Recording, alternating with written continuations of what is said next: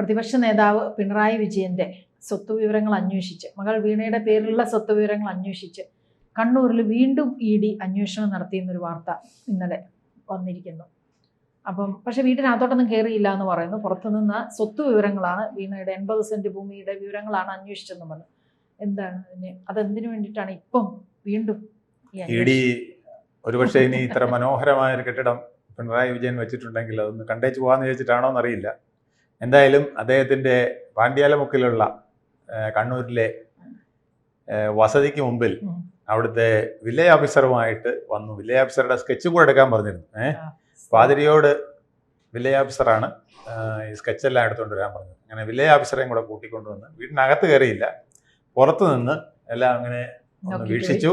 ഇത്ര വലിയ മണിമാളികയാണോ പാവപ്പെട്ട ഒരു തൊഴിലാളി നേതാവിൻ്റെ സഖാവിൻ്റെ വീട് എന്നൊക്കെ ഇങ്ങനെ ED ഒന്ന് സംശയം ചോദിച്ച്, ഇതിൻ്റെ മുറികളൊക്കെ ഈ പറഞ്ഞ പോലെ സ്കെച്ചിലുള്ളത് തന്നെയാണോ ഉള്ളത് എന്നൊക്കെ ചോദിച്ചിട്ട് പോയി എന്നുള്ളതാണ് അറിയുന്നത്.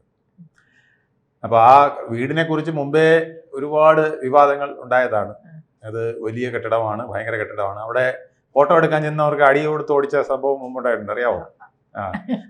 അവിടെ ചിലർ ഈ പിണറായി വിജയൻ്റെ കെട്ടിടം ഒന്ന് ഫോട്ടോ എടുത്തുകളെ, എന്നിട്ട് ഇത് ഫേസ്ബുക്കിൽ ഇടാന്നൊക്കെ പറഞ്ഞുകൊണ്ട് കുറേ ബിരുദന്മാർ ചെന്നു.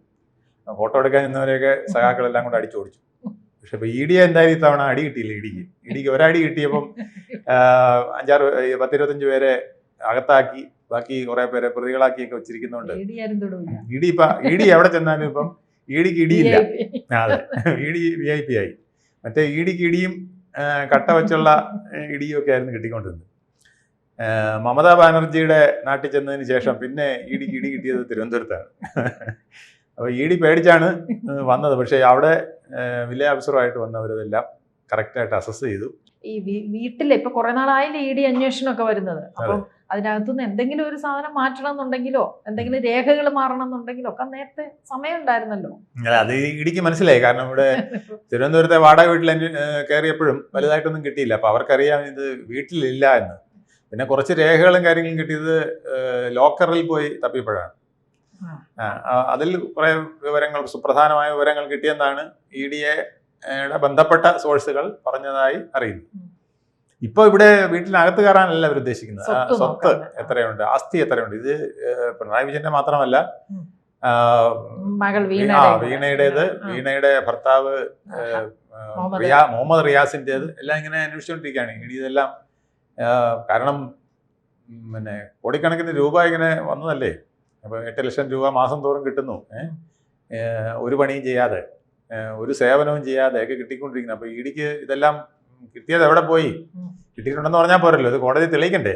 ഇതിങ്ങനെ കിട്ടിയിട്ടുണ്ട്, കിട്ടിയത് ഇന്ന സ്ഥലങ്ങളിലൊക്കെ സൂക്ഷിച്ചു വെച്ചിട്ടുണ്ട്, ഇന്ന ബാങ്കുകളിലുണ്ട്, അല്ലെങ്കിൽ ഇന്ന ബിൽഡിങ്ങിലൊക്കെ ഇത് ആസ്തിയായിട്ട് ഉണ്ട്.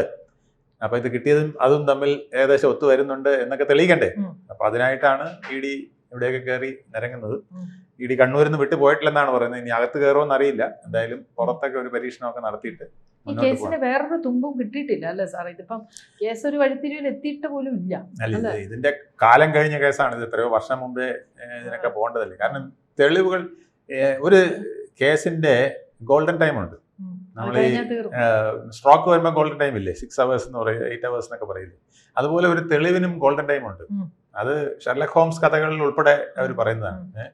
ഇതിനൊരു പ്രത്യേക ടൈമുണ്ട്. ആ ടൈം കഴിഞ്ഞാൽ പിന്നെ ഇതിനകത്ത് അത് മോഷണമായാൽ പോലും, അല്ലെങ്കിൽ ഇതൊക്കെ ഇത്രയും വർഷങ്ങളാകുമ്പോൾ അത് പല വിധത്തിൽ പല രീതിയിൽ മറിഞ്ഞ് പലതും തെളിയിക്കാനും മായ്ച്ചു കളയാനും ഒക്കെ സാധ്യതയുണ്ട്. പിന്നെ സ്വത്തായതുകൊണ്ട് ഇവർക്ക് കിട്ടാവുന്ന സ്വത്തിന്റെ, ഇപ്പം പിന്നെ മുഖ്യമന്ത്രി എന്നുള്ള നിലയ്ക്കുള്ള വരുമാനം, ഭാര്യയ്ക്ക് ടീച്ചർ എന്നുള്ള നിലയ്ക്കുള്ള വരുമാനം, വീണയ്ക്ക് കമ്പനി എന്നുള്ള നിലയ്ക്കുള്ള വരുമാനം, റിയാസിന് MLA എന്നുള്ള നിലയ്ക്കും മന്ത്രി എന്നുള്ള നിലയ്ക്കുള്ള വരുമാനം, ഇതിൽ കവിഞ്ഞ് എന്തെങ്കിലും വന്നിട്ടുണ്ടെങ്കിൽ അതെങ്ങനെ എന്ന് നോക്കി അധിക സ്വത്തുണ്ട് എന്ന് പറഞ്ഞ് ഇതിൽ പിടികൂടാവുന്നല്ലാതെ ഇതിൽ ഓരോന്നിനും വ്യക്തമായ തെളിവുകൾ പൂർണ്ണമായിട്ടും കൊടുക്കാൻ ബുദ്ധിമുട്ടാവും. ഇതിൻ്റെയൊക്കെ ഗോൾഡൻ പീരീഡ് കഴിഞ്ഞു. ആ ഗോൾഡൻ അവേഴ്സ് അല്ല, ഗോൾഡൻ പീരീഡ് പോലും കഴിഞ്ഞു. കാരണം ഇത് നടന്ന സംഭവങ്ങൾ പിന്നെ വർഷങ്ങൾ കഴിഞ്ഞിട്ട് പിന്നെ നമ്മൾ അന്വേഷിക്കുമ്പോൾ അതിൻ്റെതായ രേഖകളെ കിട്ടുകയുള്ളൂ. പിന്നെ ഇതൊക്കെ തടുത്തു നിർത്താൻ പിണറായി വിജയന് നല്ല സാമർഥ്യമുണ്ട്. അദ്ദേഹം ആഗ്രഹിക്കുന്നതും മകളിൽ നിന്ന് ഇത് തന്നിലേക്ക് വരണം എന്നുള്ളതാണ്. മകളെ കുരിശിലേറ്റുന്നതിന് പകരം ഇതിന്റെ എല്ലാ അന്വേഷണവും തന്നിലേക്ക് വരട്ടെ എന്നാണ് പിണറായി വിജയൻ ആഗ്രഹിക്കുന്നത്. അത് അങ്ങനെ വന്നു കഴിഞ്ഞാൽ അത് നേരിടാൻ തനിക്ക് കഴിയും. തന്റെ കാലം എത്രയുണ്ടോ അതുവരെ പോകാനായിട്ട് ഇവിടെ ഹൈക്കോടതിയും സുപ്രീം കോടതിയൊക്കെ നിൽപ്പുണ്ടല്ലോ. സ്നേഹമുള്ള അച്ഛനാണ്. അങ്ങനെ സ്നേഹമുള്ള അച്ഛനാണ് അദ്ദേഹം. അദ്ദേഹത്തിന്റെ പിന്നെ നെഞ്ചിലേക്ക് വരുന്ന കൂരമ്പുകൾ നേരിടാൻ അദ്ദേഹത്തിന് അറിയാം. പിന്നെ വീണ പിഞ്ചു കുഞ്ഞാണ്, അതിനറിയില്ല എന്നുള്ളതാണ് അദ്ദേഹം വിചാരിക്കുന്നത്. ഇതിൻ്റെയൊക്കെ ഒരു കാരണം എന്ന് പറയുന്നത്, നമുക്ക് പ്രകൃതിയിൽ ഒരു നിയമമുണ്ട്. നമ്മൾ മറ്റുള്ളവരുടെ മക്കളെ കരയിക്കുമ്പം നമ്മുടെ മക്കളെ ആരെങ്കിലും കരയിക്കും എന്നുള്ള ഒരു പ്രകൃതി നിയമമുണ്ട്. അത് ഏത് വലിയ നേതാവായാലും മനസ്സിലാക്കിയിരിക്കേണ്ടതാണ്. അതിൻ്റെ കണ്ണീരായിരിക്കണം ഒരുപക്ഷെ ഇപ്പോൾ വീണയുടെ കണ്ണിൽ നിന്നും വീഴുന്നത്. വീണയ്ക്ക് ഇത് എത്ര പറഞ്ഞാലും പിന്നെ ചോദ്യം ചെയ്യുന്നതും ഒന്നും അത്ര സുഖകരമായ കാര്യമല്ല. ഒരു ദിവസം പിടിച്ചോണ്ട് പോയി 12 മണിക്കൂറും 8 മണിക്കൂറും ഒക്കെ ചോദ്യം ചെയ്യുമ്പം അതത്ര സുഖകരമായ കാര്യമല്ല എന്ന് മാത്രമല്ല, ഒരുപാട് വിമിഷ്ടങ്ങൾ ഉണ്ടാവുകയും ഒരുപാട് ഉറങ്ങാത്ത രാത്രികൾ ഉണ്ടാവുകയൊക്കെ തീർച്ചയായിട്ടും അന്വേഷണം വരുമ്പോൾ എപ്പോഴും അങ്ങനെയാണ്. അതിന് എത്ര ശക്തിയുള്ള ആളായാലും. പണ്ട് എം വി രാഘവനോട് ആരോ ചോദിച്ചു, താങ്കൾ എന്താ ഇങ്ങനെ പാറ പോലെ ഇരിക്കുന്നത്, ഇതൊന്നും കണ്ടിട്ട് എന്താ ഞാൻ? അപ്പൊ അദ്ദേഹം തുറന്നു പറഞ്ഞു, നിങ്ങൾ എന്താ വിചാരിച്ചു? എനിക്ക് ഹൃദയമില്ലെന്ന് വിചാരിച്ചു, എനിക്ക് മനസ്സില്ലെന്ന് വിചാരിച്ചു, എന്റെ മനസ്സും പതറാറുണ്ട് എന്ന് കരിങ്കല്ല് പോലിരിക്കുന്ന മാടായി മാടൻ എന്ന് വിളിക്കുന്ന എം വി രാഘവൻ വരെ പറഞ്ഞു. അപ്പം സുഖലോലിപിതയിൽ ജീവിച്ച വീണ വിജയന് എത്രത്തോളം നേറിയിട്ടുണ്ടാവും എന്ന് നമുക്ക് ഊഹിക്കാവുന്നതേ ഉള്ളൂ. ആ വേദന തന്നെ ഒരു വലിയ പണിഷ്മെന്റ് ആണ് ശരിക്കും പറഞ്ഞാൽ. കാരണം വളരെ ചില്ലുകൊട്ടാരത്തിൽ ജീവിച്ച് സുഖലോലിപിതയിൽ ജീവിച്ച വളർത്തിക്കൊണ്ട് വന്നിട്ട് ഇത്തരത്തിലുള്ള അധിക്ഷേപങ്ങൾ, കൂരമ്പുകൾ, ED പോലുള്ളവരുടെ ചോദ്യങ്ങൾ, ഇനി ഇത് എത്ര നാളത്തേക്ക് ഇത് പോകുന്നറിയാം. ഇത് ഒന്നും നടന്നില്ലെങ്കിലും, ഒരു കുറ്റവും ഒരു ശിക്ഷയും ഉണ്ടായില്ലെങ്കിൽ പോലും ഈ കോടതി കയറുന്നത് തന്നെ ഏറ്റവും വലിയ ശിക്ഷയാണ്.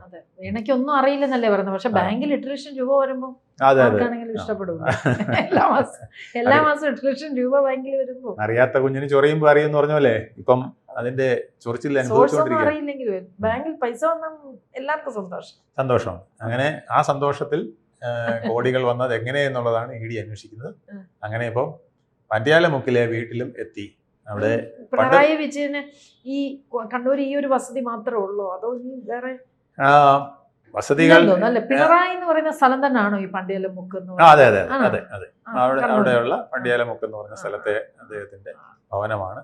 ആ ഭവനം എങ്ങനെ ഇത്ര വലിയ മണിമാളിക വന്നു എന്നുള്ളതായിരിക്കും ED അന്വേഷിക്കുന്നത്. അപ്പോൾ അതിനാണ് സ്കെച്ച് സഹിതം കൊണ്ടുവന്ന് ചോദിക്കുന്നത്. പിന്നെ അദ്ദേഹത്തിന്റെ സ്വത്തുകൾ എവിടെയൊക്കെ ഉണ്ടെന്നുള്ളത് EDക്ക് പോലും ഇപ്പം നിശ്ചയമില്ല. അവർ അന്വേഷിച്ചുകൊണ്ടിരിക്കുകയാണ്. അത് നമുക്ക് പറയാൻ പറ്റില്ല. അമേരിക്കയിലുണ്ടെന്ന് പറയുന്നു, ഗൾഫ് നാടുകളിലുണ്ടെന്ന് പറയുന്നു, ബിനാമി ഒരുപാട് സ്വത്തുകൾ പലയിടത്തും ഇൻവെസ്റ്റ് ചെയ്തിട്ടുണ്ടെന്ന് പറയുന്നു. പലരും ഇന്ത്യയിൽ ഇൻവെസ്റ്റ് ചെയ്തിട്ടുള്ള പലതിലും ബിനാമികൾ ഉണ്ടെന്ന് പറയുന്നു. ഇതൊക്കെ ED തെളിയിച്ചാൽ മാത്രമേ നമുക്ക് പറയാൻ കഴിയുള്ളൂ. എന്തായാലും ED തയ്യാറാണ്. ഇപ്പം വളരെ ഊർജ്ജസ്വലമായിട്ട് മുന്നോട്ട് പോകുന്നുണ്ട്. EDക്ക് എന്ത് തെളിയിക്കാൻ കഴിയും, അതോ ഇത് മറ്റൊരു ലാവലിനാവുമോ എന്നുള്ളത് കാത്തിരുന്ന് കാണാം. കൂടുതൽ വാർത്തകളും വിശേഷങ്ങളും നിങ്ങളിലേക്ക് എത്താൻ ABC മലയാളം സബ്സ്ക്രൈബ് ചെയ്യുക, ബെൽ ബട്ടണും അമർത്തുക.